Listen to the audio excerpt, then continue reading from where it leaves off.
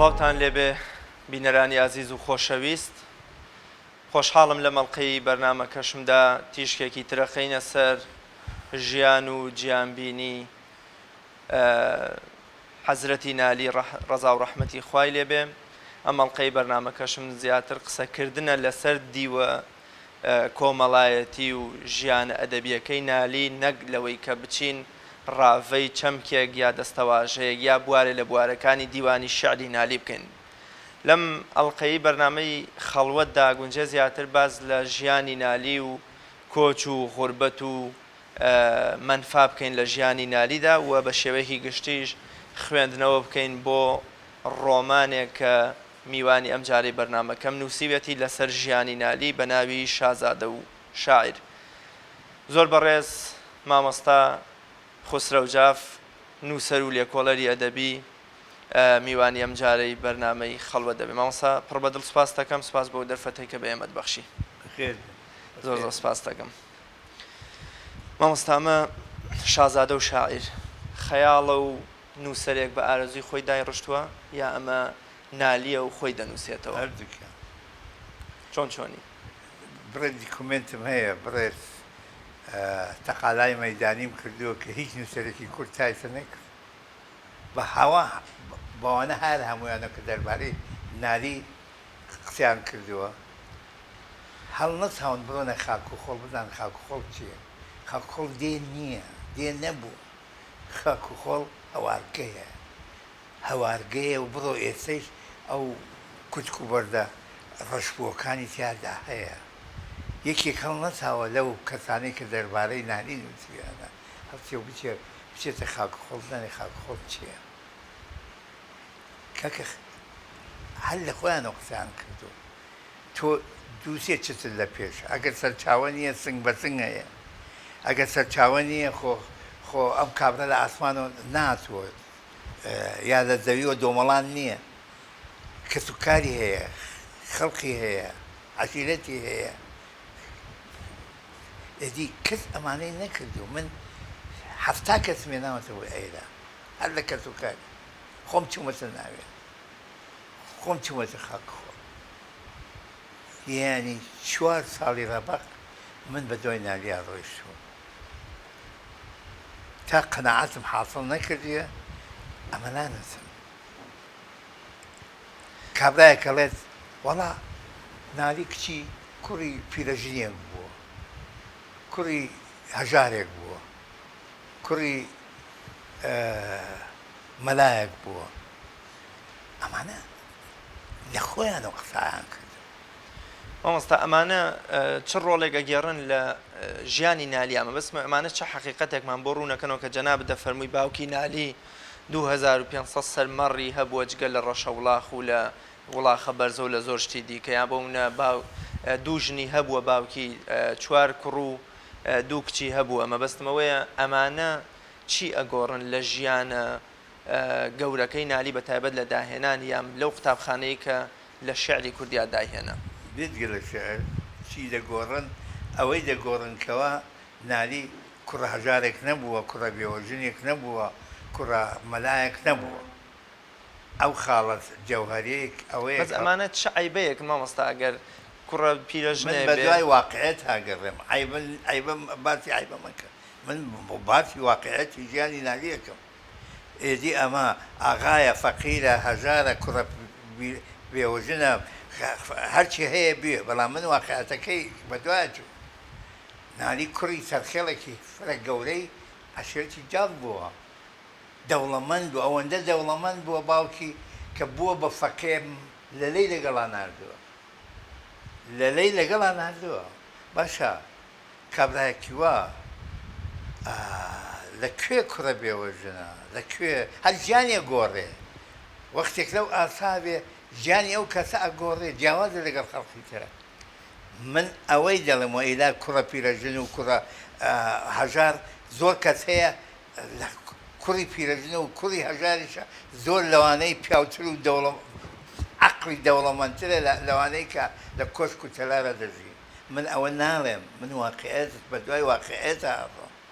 واقعیت بۆ من چاوگەی حەقیقەتە. بۆیە بۆیە تەقەلایەکی زۆرم کرد 4 ساڵ کەم نییە تۆ لە ئەمری خۆت بە دوای کەسێکا بگەڕێ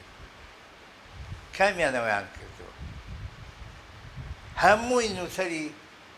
نووسەری کورد دەڵێم نالی 50 ساڵ ئەمری بۆ 50 دلیلی چێ چ بەڵگێ چ بەڵگەیەک دێ ئەمانە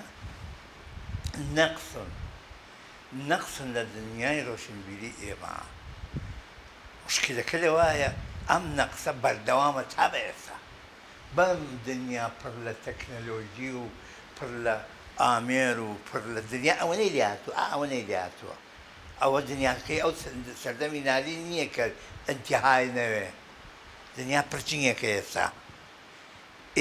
لە وڵاتێکەوە دوو کەسە کوژرێ دوای نیو سەعات من نەزانم لێرە کەواتە دنیا زۆر بچووکە ئەمڕۆ من نەزانم چەند کەس لە فڵان وڵات تووشی کۆنا هاتووە سابزانە لە سەردەمی نالیە هەزاران کەس بەوە بە کولێرە مردووە ئەو دەبەرەکە پێی نەزانیوە ئەوەنە وسعەتی بووە ئەم دنیاە ئەوەنە بەربڵاو بووە کابرا ڕۆیی بۆ حەج دوعای مەیتیان بە دواوە خۆن کەیتر ممکنە کابرا نێتەوە وەکو مەولەوی نێتەوە باشە مەکە و مەدینە لێراوە بە 2 سەعات و نیوە چیتە مەکە و مەدینە ئێستا ئەوانیش حەقیان بۆ کەوا دوعای مەیتیان خوێندووە بە دوای ئەوەی کردەڕوا بۆ حەج ئەمە بەربڵاوی دنیای ئەو ساپشانەدا و دنیای بچووکی ئێستا ئێمە ئێستا لەم قۆناغەداین کە دنیا زۆر بچوو لەوە بچووکترەوە فکری لێ دەکەین بۆچی بە جیاواز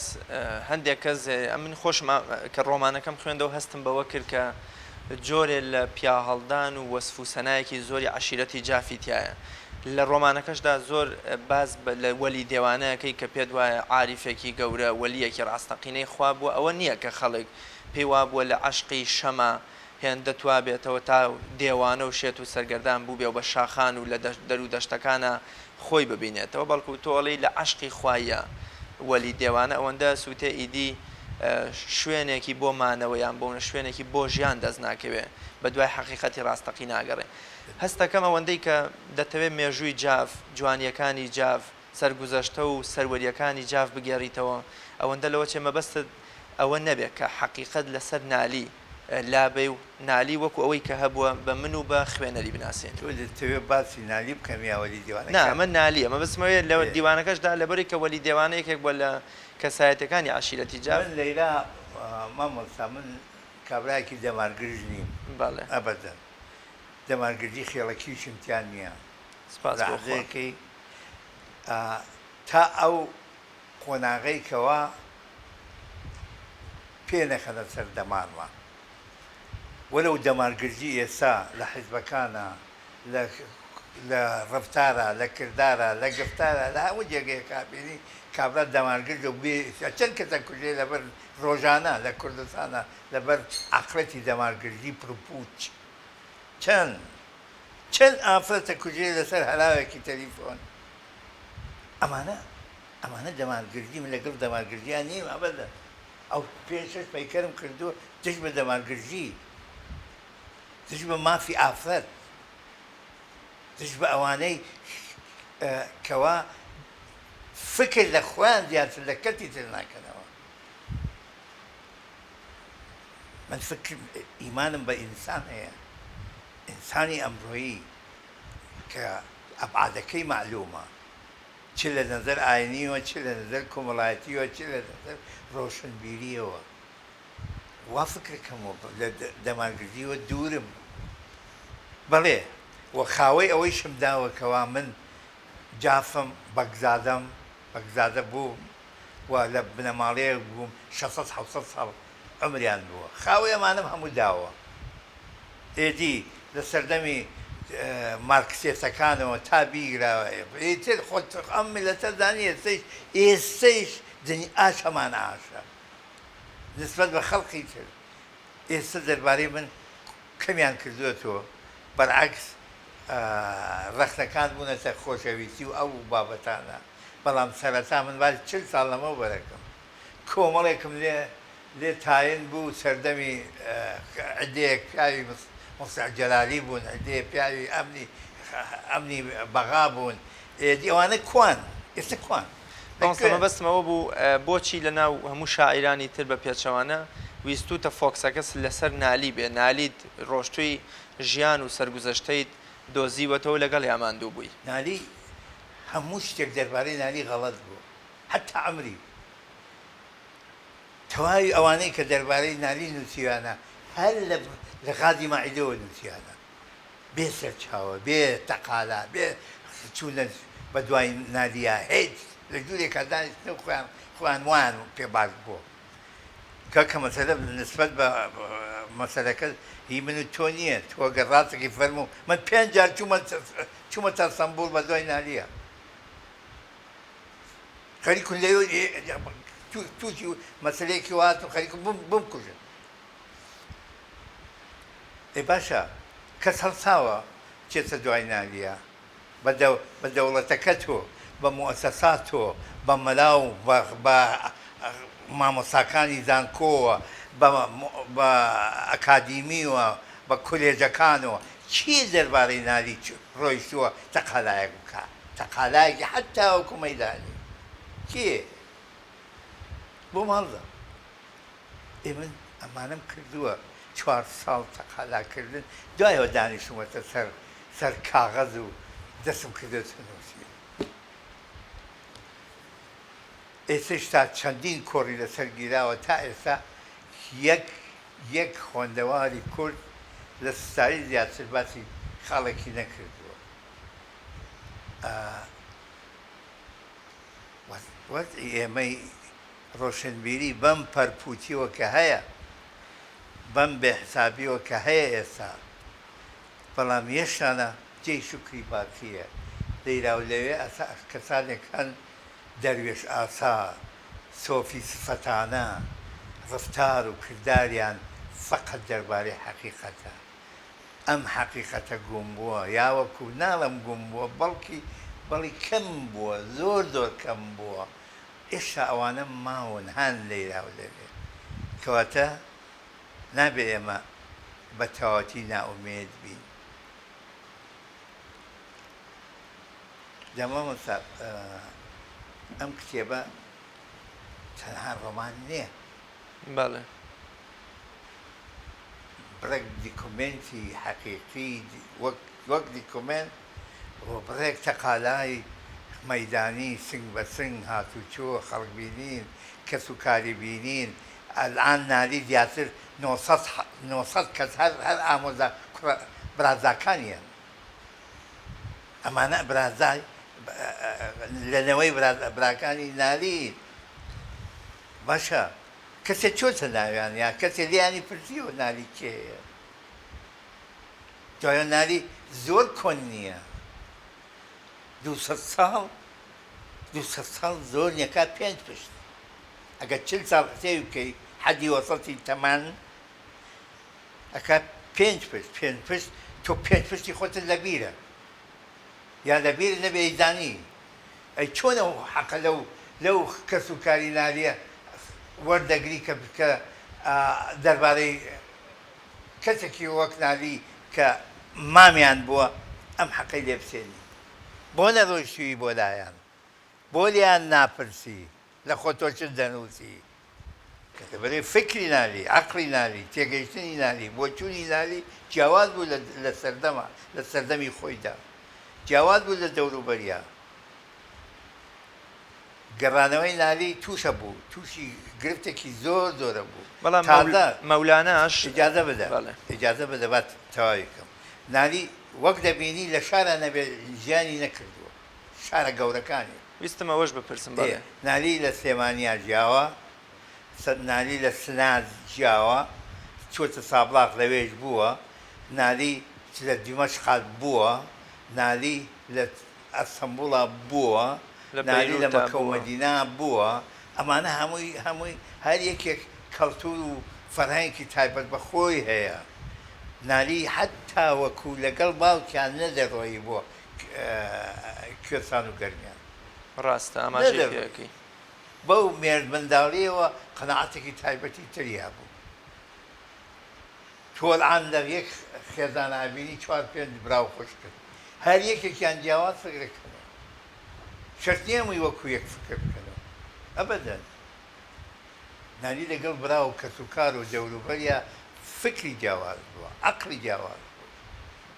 جا لەسەرەوە ساسا لە دنیای مەلایەتیش هەدیسان فکری جیاواز بووە ئەگەر جیاواز نەبێ بۆ یەکەمین کەسەکە شعر ئەوسا شعر هەمووی بە هەورامی بوو وەنا بەڵێ مەلا عارفی خانەقا ئەمە پۆپەی جیاوازبوونی نالیە کەوا دنیای شعری کوردی گۆڕی بەس مامۆستا لەم کتێبە مەلا عارفی خانەقای سلێمانی کە ئەوەیە هەموو جاڵێ جارێکی تر ئەم پۆخڵەوات و شتانە نەڵێیتەوە زۆر جار دژایەتی ئەکرێت لەبەرەوەی کە ڕچەشکێنی داهێنەری جۆرێک بۆ لە قوتابخانەیەکی شعری نوێ کە بەش قوتابخانەی نالیە بابان ناسراوە بەڵام لەم ڕۆمانەدا بۆچوونە فکری و ئاینیەکان یان بۆونە تازەگەرێتیەکانی نالیتیانە تا بڵێن مەلاکان لەبەر ئەمە دژایەتی نالیان کردوەکو چۆن وەختی خۆی دژایەتی دکتۆر مستەفا زەڵمی یا کەسایەتی ترکراوە لە جیانی ئیسلامیان ئەگونجێ مەولانا خالیدی نەقشبەندی بۆهۆی ئەو ململانێ سیاسی کە یا ئاینیە و مەزهبیە کە لەگەڵ تەریقەتی قادری و شێخ ماریفی نۆدەیە هەیبوو بێ ئاساییە ئەم وەکو مەلای هەڵنەکە بەڵام لێرەدا نالی هیچ بۆچوون و تێگەشتێکی ئاینی دەرنەخراوە تا بزانی بۆچی لەگەڵ مەلاکانی ئەو سەدەما هەڵی نەکردووە بەشە مامۆستا کەمیان بە مەولانا خالید کرد نەخێر بەڵام ئەو لە دیمەشقیشا شانازی بە مەلایەتی خۆیەوەکە وەکوتم ئەو فکری جیاواز بوو قەناعەتی نەبوو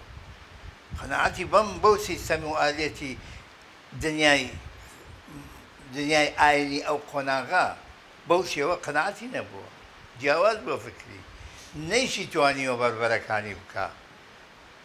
بربەرەکانی وا بکە چونەی زانی وەک حەلاجەوادی لێ دەکەن هەر ئەوەی توانیوە کە نەیە تۆ تێکەڵیان بێ ئەوەی توانیوە کە بیکایی بۆ یەک جار کە ڕۆیی نەگەڕایەوە بۆ کوردستان ئەمە ئەو پەڕی دەلیلێکەوە ئەوەندە ناڕەحەت بووە لە دەوروبەری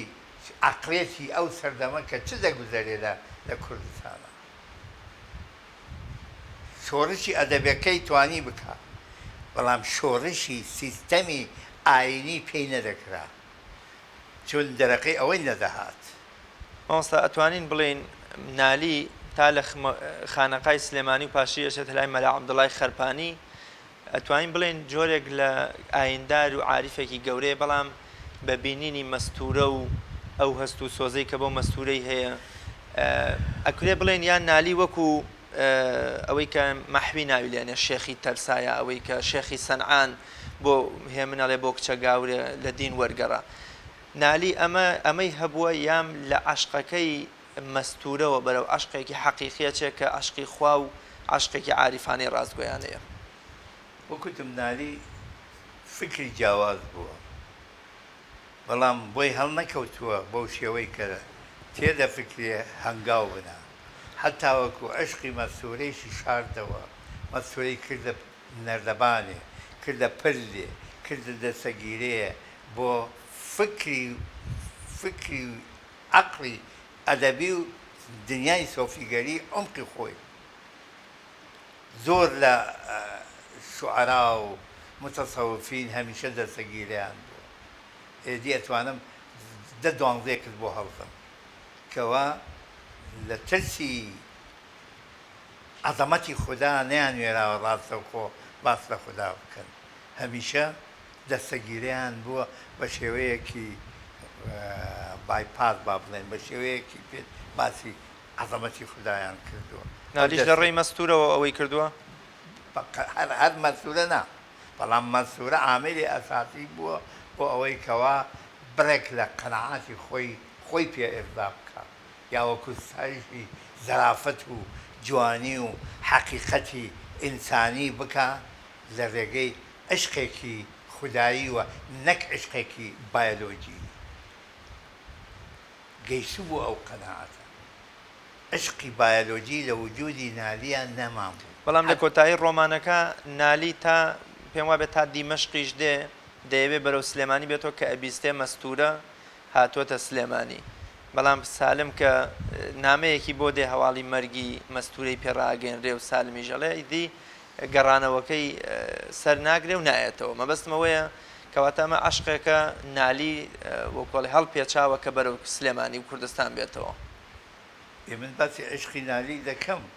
کەوا عشقێکی وا بووە، بەڵام تۆ لە بیری چووەوە من ڕۆمانم نووسیوە،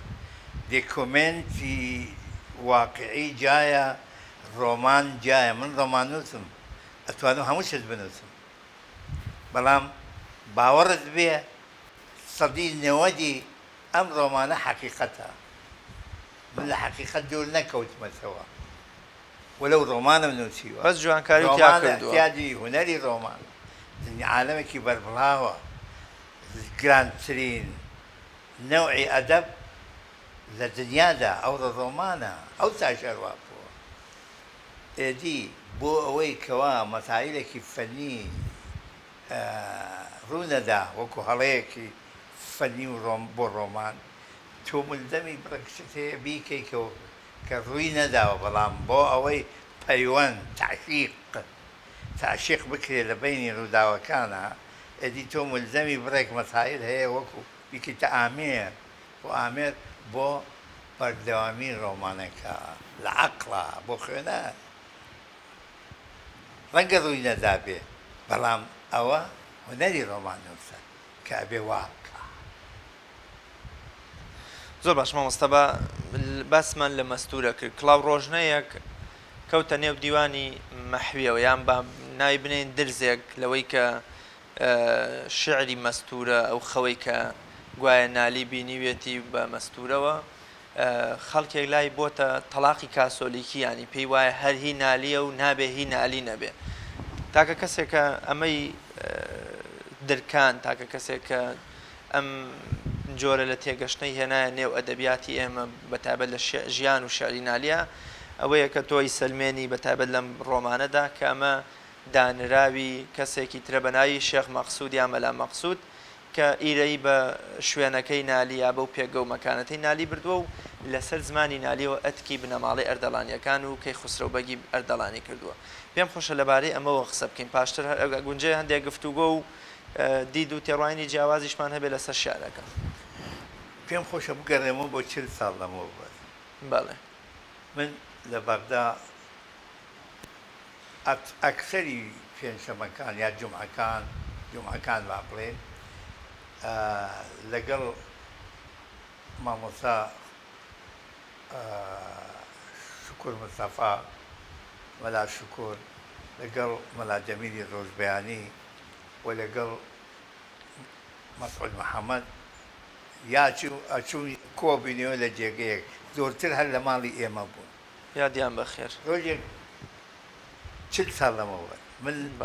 من مەشکوک 1980 کا بەڵێ ئەو وەختە مەشکوک بووم بەرامبەر شعرەکەی مەستورە، بەڵام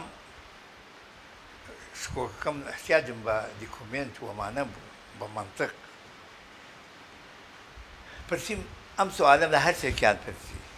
وتم باشە ئێوە وەڵامی من بدەنەوە، مەلایەکی ئاینی بەم شێوە بۆم شەمایلە چۆن دێت بەم شێوە هەڵماڵیانە باسی سەکسی مەستوراکە، ئەفلامی خلاعی دیوە، کتێبی خلاعی خوێندووەتەوە، وێنە و مەسایلێکی وای لەبەردەسا بووە، لەکوێوە ئەم باسە بەم شێوە توانێتی بیکە. مەلا شکر وەکی من پێم وایە کەوا مەلایەکی گەنج لە سنا بووە، ئەمیرەیەکی شازادەیەکی وەک مەسوورە، خاوەنی دەبدەبە و خاوەنی ئیمکانیات و جوانی و زەرافەت و ئەوانە بووە، ویستێتی کەوا هەر نەبێ تۆڵەی خۆی لێ بکاتەوە ئەم شعرەی نووسی یعنی ئەم مەلا شکر بردی بۆ مەسائلی مارکسیەت کە خۆی مارکسی بوو مەلا جەمی ڕۆژبەیانی وتی من پێم وایە لەبەرەوەی لەو وەختانە بینی ئەردەڵانیەکان و بینی جافەکان خوێن لە بینیانان بووە ئەم ویستێتی تۆڵەی خۆی لە ئەردەڵانەکان ئەم لە دیدەکی مێژووی ئەو بۆ مەسەلەکە چوو مێژونوت سووا جوابی داوە مەسعود محەممەد وتی ئەسڵەن من لە باڵێکدا نیم کە ئەم شعرە هی نالی بێ بەڵێ ئەسڵەن وتم ئەی باشە بۆ ناینەوتی وتی وەختیەوە نییە بەڵام بمێنم دەربارەی ئەمانت باشە ئەمە 40 ساڵ لەمەوە بەربوو من هەر لە خولیامان بوو ئیتر بە دوای نالیان نالی من وەکو دیاردەیەک لە عەقڵما هەر مەوجود بوو جگە لە شعرەکانی بەڵام پێم سەیر بوو خوێنەری کورد هیچ شتێک دەربارەی ژیانی نالی نازانێت ئەبەدەن حتا دەربارەی تەمەنەکەی هەمووی غەڵەتە هەڵەیە ئەوەم پێ سەیر بوو بەس مامۆستاوەش پەیوەندی بە بێکیانی و دەربەدەری و ماڵکاولی و قوربەسەری ئێمەوە هەبوو واتە وڵاتێکی نە ئەرشیفخانەیەکی دەوڵەمەند نە مۆزەخانەیە نە کتێبخانەیەکی نیشتیمانی حتا نە سەفارەتێکمان لە پایتەختەکانی دەوروبەری خۆشمان هەیە تا بڕۆین بە دوای دەستنووس و بەڵگەنامە و دۆکیومنتەکان بگەڕین ئێستا شوایە لەم عالەمانکەوە دنیا ئمڕۆ 100 کەس لە ئەمریکای لاتین تووشی کۆرۆنات دێت من دوای نیو ساعت دەزانم لێرە بەڵام ئێمە دەربارەی خۆمان واین ئێمە هیچمان نییە دەربارەی مێژووی تازە مێژووی تازە قەزمەوەیە لە دنیای زانستی مێژووە لێراوە بۆ 1000 ساڵ پێش پێڵێن مێژوو تازە دوای ینی 2000 ساڵ پێش پێڵێن مێژووی کۆن ئێمە لە مێژووی تازە هیچمان نییە کۆنەکە خۆ هەر لێ مەپرسە ئەگەر شتێکیش بێ هی گەریدەکانە هی ئەلعان مەسەن ئەو ڕسمەی کە لەسەرەیە هی باپیرە گەورەی منە بەدەست کێشراوە کلۆدۆفریچ کێشاوێتی گەریدە بووە ئەگەر ئەو نەهاتایەتە کوردستان نەهاتایەتە ناو خێڵی داب ئەو ڕسمە نەدەبوو زۆربەی زۆری زانیارەکانی ئەوڕۆ دەربارەی چی وەک ئاسەوار چی وەک حتاوەکو بڕێک نووسین حتا ئێستا سەیری ماسنیۆن بکە دەربارەی هەلاج کێ هەلاجی وا هێناوە سەر زمان ماسنیۆن کە کابرایەکی غێری ئیسلام ئێدی ئێستەی شوای ئەم هەموو مؤسساتەی ڕۆشنبیریی کە لە کوردستانە هەیە کامیان خۆیان ماندوو کردو کە بڕۆن بە دوای نادیە هیچ کەس باشە خۆ من کەس پێی نەوتوە بەس مامۆستا جەنابیشت لە گەشتەکەتدا کە لە سەرەتاوە بە ناوی دژوار و محەممەد و ئەوە کۆمەڵێ ئەو مەحامێش کە لە ئەستەمبول بەکرێگرن و ئەچنە ماڵی شارزادەکانەوە مەبەستمێ لە ئەنجای ماندووبوونەکەی تۆوە نییە کە دەرکەوتبێ مەبەستمەوەی خۆت بە کۆمەڵێ بنەمای ئەدەبی بۆ کەسایەتی نالی و بۆ جوانکاریەکانی نالی کە هەژجار وشەی قەڵەشابەی بەکار هێناوە لە قەستێکە کە ئەمە لە توانا و وەستاکاری نالیەوە دوورە مەبەستمەوەیە ئەمە بۆچوونی خۆتە کە مەبەستمێ لە گەڕانەکان تا ئەو تەقالانە 100% من ئەڵێم حەما لە حەقیقەتە دوو سەفەری محەممەد موکریم لەگەڵا بوو نا ئەزانم مەبەستمەوەیە لە ڕۆشتنت بۆ ماڵی یەشار شاکان و ئەوە یەشارزادەکان تۆ حەقیقەتێکت دەنەکەوتو کە ئەمە هی نالی نییە بەڵکو بە تێگەشتنی خۆ دەگینا مەبەستمەوەی گەشتەکانت هەبووە و جێی ڕێز و شانازیە کە کورد کەسێکی وەکو جەنابتی هەیە کە چۆتە ئەستەمبول و بە دوای حەقیقەتی نالی ئەگەڕاوە بڵێ احتیاجێک نییە کە من ئەو دوور و جێژەی بگێرمەوە بەڵێ زۆر لا خەڵکێک لای گرنگە با بڕوە شازادە شاعر بخوێنێت لە حەقیقەتە ئێستا من دانیشم باسی 400 پەڕە بکەم معقول نییە من باسی جوبگەکانی ژیانی نالی ئەتوانی چەند چەند قۆناغە لە قۆناغەکانە چ بووە فکری نالی چ بووە چۆن قەنەعەتی بووە بۆ نەگەڕاوەتە بۆ کوردستان لە چی ترساوە ئەدی نالی بە حەقیقەت ژیانێکی سەردەمانەی هەبووە بەڵام لە ئیمانە دوور نەکەوتووەتەوە ئەڵەم سەردەمانە بەڵام قەنەعاتی هەبووە بە فکری خەڵکی دواندووە قەنەعاتی تری سەلماندووە بەڵام خۆی قەنەعاتێکی تایبەتی خۆی هەبوو نالی حتا جلوبەرگەکەیشی لە ئەستەمبوڵە پانتۆڵی لە بەرا بووە لە پیا بووە و بەس جبەی فرێ نەداوە جبەی لە بەرا بووە ئێستەیش زۆربەی مەلاکان هەن کە پانتۆڵیان لە پیایە و جبەیشان لە بەرایە ئیتر مێزەرەکانیش معلومە بە چی شێوەیەکە تا ئەو دەمەی کەوا سیستەمی مێزەر و عەمامە لە ناو عوسمانیان نەگۆڕا مەلاک شتێکێک کردە سەری کەوا دیار بوو ئەو جلەی کە دیار بوو هی مەلایە بەڵام کە سیستەم گۆڕا لەبەرەوەی مێزەر لە سەردەمی عوسمانیە وەکو پێدان سوا بوو وەکو هەوێ وا بوو ئەوە ئەمیرە ئەوە مەلایە ئەوە تاجرە ئەوە هەر کەسێ مێزەرێ تایبەتیە بە مێزەرە ئەیاندانی ئەوە چییە ئەمە لە ساڵی 1800ەکانە فەرمانێکی سوڵتانی دەرچوو ئەوە گۆڕا بوو بە یەکسانی سیستەمی مێزەر گۆڕا کە هەوێ بوو هەوێ چینەکان بوو بەڵام سیستەمی جبە نەگۆڕاوە پیاوی دینە پیاوی ئاینیە هەروە خۆی ما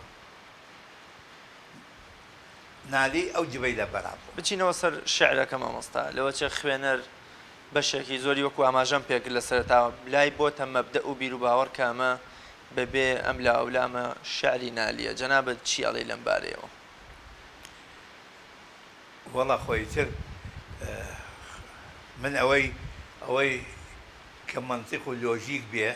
باسم کردووە زۆر چەتی حتا ئەمسال و حکەممان هەیە زۆری غەڵەتە کە سەرمێنراوە لەناو ئەو خەڵکە کاکەوە غەڵەت من دەستێنە مەسەلەن دەستێ نەتوانم بیبڕم ماچێکم بۆ ماچێکم تۆ من ناگونجی لەگەڵ ئینسانە من باسی ئینسانەکەم تۆ بێ ئەو ئەمسال و حکەمانە بێنە لەگەڵ ژیانی ئەمڕۆ بەراوردی کە بزانە چەندێکی پرۆپوت و هیچی تیا بەسەر هیچی تیا بەسەر حتا ئەمسال و حکەم هەڵەیە بڕێکی زۆری ئێدی تا بگاتە بڕێ قەناعاتە ئەلان زۆر قەناعات هەیەکەوە حتا بەرامبەر خودا کۆرسیان هێناوە ئەوەی دوو کتێبی خۆندوێتەوە دەم لەوەی دەکتێت کە خودا نییە ئاین نییە مامۆستا هەر لە ژیانی نالیە ڕۆمانەکەش زۆر جوان باسیەکە سالم مەولانا خالید بەڕەحمەت بێ حتا مەستورە باوکی مەستورە ئەو مەلا خوڕەم کە لەوێ دۆستی نالیە هەموو ئەزانن کە ئەمە مەلا مەقسوودە و دواییش لەسەر کردەوەیەکی نابەجێ لە ناو میرنشینی ئەردەڵانە 7 ساڵ پێم وابێ زیندانی ئەکرێ هەرتەگەکرێ هێلکەی گەنی و توێک لە شووتی لە ناو بازاڕی سنەیە تێئەگیرێ و وەکو سوکردنێکی ئەو سەردەمە بەڵام لەکوێوە ئەم شعری مەستورەیە ئەگە قەرار بە هی نالی نەبێ خزاوەتە نێو دیوانەکەەوە بەسەر ئەم هەموو بەسەر ینی مەبەسمە ئەگە قەرار بێ ئەم شعرانەی نالی ڕاستەوخۆ لە دەستی خۆی و گەشتوێتنە دەستی تۆ دەستی سالم دەستی کاتبێکی ئەو سەردەمە ئەم شعرە لەکوێوە گەشتووە کە باشە سوالە تۆکە بەڵێ ئەو شعرانەی کە لەم دیوانە هەیە هەمووی هینالیە ئەگونجێت هەمووی هینالیە زۆریان هێناوەتە ناویوە زۆری شعری نالی هەیە نییە دیوانی خەیام بۆ نمونەی هێنمە بۆ وەکو بەڵکە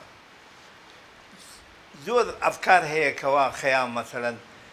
36 چوارینەی هەبووە یا 50 هەبووە یا 114 هەبووە یا 2000 هەبووە لەحظەیەکەی دیوانی خەیام بە قەناعەتی من ئینسانێکی مولحید بووە و ئیمانی بەخوا نەبوو قەناعەتی شەخسی خۆم بەڵام ئەو شعرانەی کە خەیام و توێتی ئاخوندەکان مەلاکانی ناو ئێران زۆریان حەزیان لە سیستەم و ئالێتی خەیام بووە هەڵساون چەندین چوارینەیان گونجاندوتە ناو چوارینەکانی خەیامەوە ئەوانە پێیان دەڵێن تەراجوعی چوارینە تەراجوعەکان یعنی چی؟ یعنی خەیام دوای ئەو کفر و ئیلحادەی کە وتوێتی ئەمانەشی وتووە لەبەرچی لەبەرەوەی خۆیان کە دانیشن لە ناویەکە باسی خەیام دەکەن خۆیان قانع بکەن بەس بۆ خۆ مامۆستا معقول نییە خیامێک لە لووتکایە نالی دامەزرێنەر و ڕچەشکێنی قوتابخانەیە کە واتە پشت دەکاتە 700 ساڵ نووسینی شعر و نامە فەرمیەکان لە نێو کوردستانە بە زمانی هەورامی یان هەر فارسی و عەرەبی شعر وتراوە مەحویەک کە ئیتر یەکێکە لە قوتابیە زۆر دڵسۆزەکانی قوتابخانەی نالی وەفای مەولەوی نەیتوانی بێ نالی تێپەڕێنێ مەبەستمەوەیە خەڵکی ئاخوندێکی نەخوێنەوار لە ئێرانە چۆن ئەتوانێت بگاتە ئاستی لەو سەردەما حەسەن شعرەکەی مەسئول لەکەوایە تۆ تەعیین بکەت لە بەڵگەت چیەکە هی دوای ئەوە تێنە سەر ئەوەی بێرە سەر من مەبەستمە ئەگەر چییە بەڵگەت چیەکە هی مەسئولیە یەک و دوو من 20 بەڵگەم هێناوە تۆ با یەکێک بێت بڵێ بەم دەلیلە و بەم دەلیلە ئەمە هی مامۆستا شێخ ڕەزای تاڵەبانیش یەکێکە لەوانەی کە مەلا و زانایەکی گەورەی کورد بووە تەنانەت لە شعرە فارسیەکانیان کە وەسفی خوا و پێغەمبەرەکە صلی الله علیه وسلم لە مەحوی و لە وەفایی جوانتر وەسفی خوا و پێغەمبەرەکە بەڵام لەگەڵەوەشدا ئەو هەموو شعرە هەجو و داشۆرینەی هەیە کەس نکۆڵی ناکات ینی ئاساییە بۆ مەلایەک هیچ ئاسایی نییە بۆ یەکێکی وەک نالی تۆ شێخ ڕەزا شتێکی ترە شێخ ڕەزا بۆ ژیانی ئەوە نەبووە کە دەیڵێ ئەبەدەن ئەو خیلاعەتی لە شعری شێخ ڕەزا هەیە شێخ ڕەزا ژیانی ئەوە نەبووە بەڵام بەو شێوەش کە تۆ دەڵێی لە خەلسەت و دنیای عیرفان و ئەمانابێ ئەوەش نەبووە شێخ ڕەزا شێخ بووە لەحظە فەرمووی جا بەیەکۆ قیاس ناکرێن قیاسەکە جیاوازە زۆر باش مامۆستا لە خۆی نالی بەپێی ئەوەی جەنابەت ساڵی 1800 لەدایکە بێ 1877 کۆچی دواییەکە بەپێی ئەو بەجێهێشتنەی کە نالی سلێمانی بەرەو خەرپانی دواتریش بەرەو سنە بەجێڵێ لە 1830 کە نالی سلێمانی بەجێڵێ بەڵام مەولانا خالیدی نەقشبەندی خۆی لە 820 سلێمانی بەجێڵێ لە 827 تا لە دیمەشق لە مزگەوتی ئەمەوی کۆچی دواییەکە ئەم دیدەنیەی نێوان نالی و مەولانا بۆ من بووە جێی گومان و پرسیار مەولانایە لە 927 عمری خوای کرد بێ و نالی لە 827 عمری خوای کرد نالی لە 830 بگاتە دیمەشق ئەم لیقا و یەکتربینینە لە چیەوە چۆنی سەری هەڵداوە نالی خدمی مەولانا بێگومان یەک کە بەمە لە عارفیە ناسێن ئەڵێ خزمی باوکمە یەک منە ماڵە بوو دوای ئەوە پەیوەندی نامەیشی هەبووە لەگەڵیا پێشەوەی بڕا بۆ دیمەشق و علاقەیەکی بتەوی هەبووە لەگەڵ مەولانا خالیدە بەڵام ئێدی ئەوەیان بڵێ کە بۆچی نەماوە لەوێ و دیمەشقی بەجێهێڵا ئەوەیان بڵێ مامۆستا من ئەوە ئەڵێم ئەگەر نالی 830 سلێمانی بەجێهێشتوێ بەرەو دیمەشق مەولانا 827 3 ساڵ پێشەوە عەمری خوای کردووە ئەم مەولانا 1827 کۆچی دواییەکە خۆ من لەوێ مؤرخنی من ڕۆماننووسم تۆ لە بیری مەکە تۆ لە بیری مەکە ڕۆمانە خوێنیتەوە ڕۆمان جایە لەگەڵ ئەوەی کە دیکۆمنتی 100% بەڵام ڕێچکەکە وایە ڕێچکەی ڕۆمانەکە ئەوەیە کەسایەتێکی وەک مەولانا و نالی بۆ منی ڕۆماننووس من ئەگەر تۆ سەفحەی دووهەمی خوێندمەوە، بەڵێ. ئێرا تۆ سوالێکی با جوابەکەت بدەمەوە. بەڵێ مامۆستا. ئەڵێم چی؟ لەبیری نەکەی من ڕۆمان نووسم نەک مێشوو لەبیرت نووس. نەچێ من ڕۆمانم نووسیوە. بەڵام باوەڕم پێ بکات سەدی نەوەدی مەسایلەکان دیکومنتیە لە خۆمەوە نەمنووسیوە، بەڵام ئەوەشی تیادایە وەک ڕۆمان نووس زۆر چێت تۆ بێ معالەجەی فەنی بکەیت. بۆشم هەیە وا بڵێم لە دنیای ڕۆمانە تۆ لە ئەوانەی بپرتەکە ڕۆمان نووس ئەمە شیاوە. من ئەگەر هاتوو دەربارەی وەک دیکۆمنت بڕە دیکۆمنتم دۆزیێتەوە وەک دیکۆمنت ئەو ساڵانە اختلافی بوو ئەو وەختە تۆ حەقتە. لە داهاتوە ئەو دۆکیومنتانە لە چاپی دووەمی ئەم ڕۆمانە دانیت یا سربەخۆ شتێکی لێ دروستەکەی؟ نییە چاپی دووەم بکەم. هەن هیچ کتێبێک چاپی دوم ناکەیتەوە؟ نایکەمەوە. وەکو عەزیز گەردی نایکەمەوە. بڵێ بۆ چون من ڕۆمانێکە نووسم 100 کەسەی خوێنێتەوە ماڵتاوا بێ بۆ کەی دووبارە ئەمەی دووبارە مەشاکل بۆ خۆم بدۆزمەوە نایکەم شتێکی ترەکەم. بۆ چێ میلەتە چی هەیە کەوا من دووبارە بریشمە سەر چاپکردنی ڕۆمانێک کە نووسیوە نەخێر شتێکی ترە نووس خاڵێکی تر مشکلەیەکی تر گرفتێکی تر ئەوەندە میلەتە بەدبەختە گرفتی هەیە نەبێتەوە. من بێم دووبارە ئەو خەڵکەمەش خۆم مەشغوڵ بکەم بە دووبارەی چاپکردنی فڵان کتێبە وەڵا نای. مامۆستا لە ڕۆمانەکە کاتێ سالم و نالی بەیەکەگەن بۆچی نالی دەڵێ من مەلا خدرم کە خۆیان ناسێنێ دەڵێ من مەلا خدرم ینی وا خۆیان ناسێن بەڵام سالم دەڵێ من سالمم لە کاتێکە پێشتر پێم وا بێ ناوی بیمار بووە سالم واتە نازناوی شعری بیمار بووە دوای کردێتی بە سالم لە کاتێکە نالیش ئەگونجە لە تەمەەن لە سالم گەورەتر بێ و ئەو داڕێژەر و وەکۆڵێ دروستکەری قوتابخانەی شعری بابان بووە دوای سالم و کوردی ئەبنە هاوکار و یارمەتی دەری لە دروستکردن و تاواکردنی سێ کوچەکەیە. ئەمە شتێکە بە تایبەت وات کردووە نالی نکولی لەوە نەکردو کە مەلایە بەڵام وەک مەلا هەڵنەساوە نامەسمێ بۆچی ئەم ئەڵێ من مەلا خدرم هێشتا نەبووەتە نالی بەڵام سالم کە بە ڕێچکە و ڕێبازی دەبێت زۆر ڕەفیقی سالم بوو بەس ئەو کاتە ئێستا من ڕەفیقێکی خۆم ناڵم خەرسە و جافم وەڵام خودسەوە لەگەڵ ڕەفیقی خۆمە ئەویش لەبەرەوەی مەیانەیەکی زۆر شلینیان بووە بەو شێوە قسەی کردو من ئیسە بێم لەگەڵ ڕەفیقێکی عەزیز وەڵام من خەرسە و جافم تۆ چیڵی نەخێر وان نییە من خودسەوە بەو ناوە کەم و کورت و بچووکە ئەگەر ڕەفاقەت حەفظ بکەم ئەگەر ئیمانم بە ڕەفاقەت هەبێ بێ وا مامەڵە لە بینی دۆست و ئەحبابا ببێت. زۆر باش مامۆستا لەوە چ کاتی بەرنامەکەم هاوکارانم ئاماژە بەوەکەن کە بەرەو تەواوبوو نەچێ. زۆر جار ئێمە کە میلەتێکی داگیرکرا و ماڵوێران و ماڵ بەکۆڵ بووین زۆربەی زۆری شعر و بەرهەم و کەلەپوری شاعیرانمان لە دەستنووسخانەکانی ئێران و تاران و نازان ئەستەمبوڵ و ڕیاضی پایتەختی سعودیەدان ئەگەر لە داهاتووە بە دەستنووسێ بە مەختوتەیەک دەرچوو ئەمە شعری نالیە و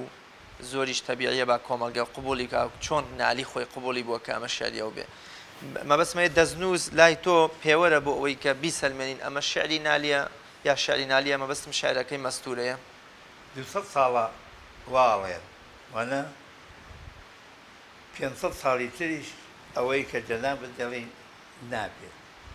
لەبەرەی شتێککە نەبووە چۆن نەبێت. ئەزانی بۆچی ئەڵێم چووکە ئێستا مامۆستا محەممەد عەلی قەرداغی تەمەەن درێژ بێ ئینشاڵڵا دەڵێ دیوانی مەولەوی بە دەستنووس بۆم دەرکەوتووە کە 23 پارچە شعری تایە هی مەولەوی نین دراونەتە پاڵمەولەی هەندێکیانە گوجە هی مەولەویەکی سنەی بن هەندێکیشان هی مەلا مستەفای تەختەین چووکە لە یەک ڕیتم و لە یەک شێوازان نووسیوە. باشە بۆ سوورن جەنابەت مەسەر یا مانەوێت سابتی بکەین فەرمودەی سابتی بکە کەەوە هی مەسوورەیە ئەدا هەروابوون ئێمە لە حەلقەی هەروابوونە ئێستەی دەسوورێنەوە زۆر چتی هەڵە هەیە کەوا کەس ناوێرێ باتی بکە من بۆ نەوێرم باسی بکەم چییە ئەمانە لە سەریان نووسیوە فلانە کەس و فلانە کەس و فلانە کەس فلانە کەس و فلانە کەس بۆ خۆی فلانە کەس حقیقەت زۆر لەو گەورەترە مەبەستمێ مامۆستا ئەگەر دەستنووس لە داهاتووە مەختوتەیەک دەرچوو وتی کاکە قسەکەی مامۆستا خوسرەوجاف ڕاست و حەقیقیە کە هی نالینی یان بە پێچەوانەوە ئەو قسە بێن لەسەر گۆڕەکەی من ئاگری نەورۆز بکەنەوە ئەگەر هی نالی ئەگەر وا بوو بەڵێ لە حەزەیەکەی ئاگری نەورۆز بکەنەوە ئەوە محاڵە زۆر باش مامۆستا گیان من سوپاس دەکەم نازانم ئەگەر کۆتا قسەت ما بێ لەسەر نالی و ژیانی نالی و بە ئومێد دەوێت توانی بێتمان تیشکێک بخینە سەر ڕۆمانی شازادە و شاعیر وەڵی ڕاست بێ مامۆستا من ئەگەر لەم کتێبانە توانی بێ خەڵقانێکم دەربارەی نالی باوەڕ ناکەم لە 30 دەقیقاتی 5 دەقیقەی جەناب تا بتوانم جەنابەت قانێ بکەم 50 خولەک بوو مامۆستا نەکس 50 خولەک باشە یعنی ئەمە چەکیدە و وشاردەی 4-5 ساڵ زەحمەتە هاتوو چۆیە وەڵڵاهی پارێکی یەکجار زۆرم سەرف کرد تاوەکو ئەو هاتوو چۆی ئەستەمبوڵە ئەوانەی تا لە ئەو چەندی کۆمنتێن بەدەستێنە ئەوانە ئەی حەقیقەتە خۆ ناڵم بڕێک هاتیەکە وەک ڕۆمانوس مامەڵەم کردووە بەڵام زۆری حەقیقەت و واقعەت بە هیوای سەرکەوتن بۆ بەڕێزت مامۆستا ئەمان دوومان کردی دەست خۆش بێ سپاس بۆ زانیاریانێک کە لەم بەرنامە پێشکەش بە ئەدەب دۆستانی کورد بە گشتی و نالی دۆستان بە تایبەت زۆر بەخێر بێ دەوارم گەنجی قۆز و قیتی وەک جەناب تیش ئاوها مەقاش ئاساب بکۆشە بە دوای حەقیقەت هەر زۆرم پێخۆشە ئینشەڵا زۆر سپاس دەکەم زۆرم پێخۆشەکەوە گوێ لە تەمەن و مەمەن و ئەمانە گشتی چون من خۆم ئەمام کردووە بەرامبەر ئەو نووسەرانەی کە زۆر شتیان هەڵەوتووە ڕاشە هەڵیان وتووە خۆوانە هەرێکێک ئەملاقێکن بۆ خۆیان وانە ئەوانەی کە دەربارەی نالی وتویانە باشە من بۆ نەکۆشم حەقیقەت باس بکەم حەقیقەت زۆر لەوان گەورەترە بێگومان ڕاستە من زۆر سپاس دەکەم بە ڕێز مامۆستا خوسرەوجاف نووسەر و لێکۆڵەری ئەدەبی سپاس بۆ دەرفەتەی کە بەێمەت بەخشی سپاس دووبارە زۆر سپاس بەڵێ بینەرانی عەزیز و خۆشەویست ئەم مەڵقەی بەرنامەی خەڵوەتیش قسەکردن بوو لەسەر نالی بە ئومێدیەوەی جێی چێژ و ڕەزامەندی و سوودیەوەی عەزیز و خۆشەویست بووبێەوە بەشێ لە حەقیقەتەکانی ژیانی نالیتان بۆ ڕوون بوو بێتەوە تا بەیەگەشتنەوەیەکی تر بەخوای گەورەتان ئەسپێرم خواتان دەگەم.